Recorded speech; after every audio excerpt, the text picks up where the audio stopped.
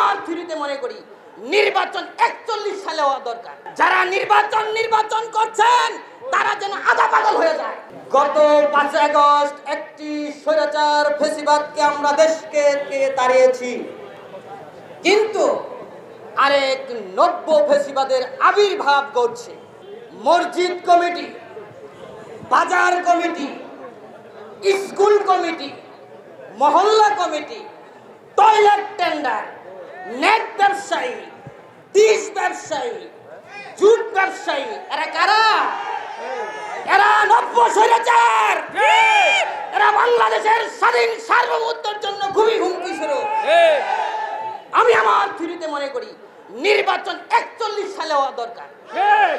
যারা নির্বাচন করছেন তারা যেন আধা পাগল হয়ে যায়। যারা নির্বাচনের নামে দেশের সকল অর্থনীতিকে লুটে খাচ্ছে তাদেরকে আপনারা চিহ্নিত করুন। আমরা 52-এর উত্তরসূরি, আমরা 62-এর উত্তরসূরি, আমরা 69-এর উত্তরসূরি, আমরা 71-এর উত্তরসূরি। সম্মানিত নেতৃবৃন্দ, আজকের অনুষ্ঠানের সম্মানিত প্রধান অতিথি জনাব নুরুল হক নূর আমাদের স্টেজে উপস্থিত হয়েছেন। সম্মানিত নেতৃবৃন্দ, তো আমি আর বক্তব্য দিব না, আমাদের নেতৃবৃন্দ উপস্থিত হয়েছেন, তারা বক্তব্য দিবেন। সকলকে ধন্যবাদ জানিয়ে সকলের সুস্বাস্থ্য এবং সুন্দর জীবন কামনা করে আমি শেষ করছি। ধন্যবাদ। বিজয়ের পথে যাত্রা শুরু, জীবন অথবা মৃত্যু। আসসালামু আলাইকুম।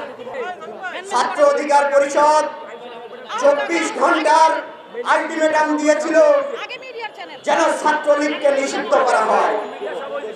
24 ঘন্টা পেরোতে না পেরোতেই এই আওয়ামী ফ্যাসিস্টের কখনো ক্ষমা করবে না।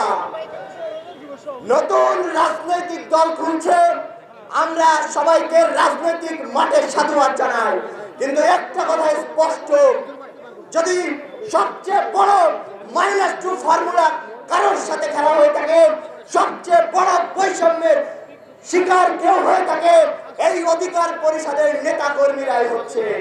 সুতরাং আমরা স্পষ্ট বলে দিতে চাই, আপনারা 1 আর 1 যোগ করে 2 যতক্ষণ বাড়াবেন ততক্ষণ রাজনীতির মাঠে আপনারা টিকবেন। যদি 1 আর 1 যোগ করে 11 করার চিন্তা করেন, খোদার কসম বলে দিচ্ছি আপনাদের অবস্থাও কিন্তু করুণ পরিণতি হবে। ধন্যবাদ সবাইকে।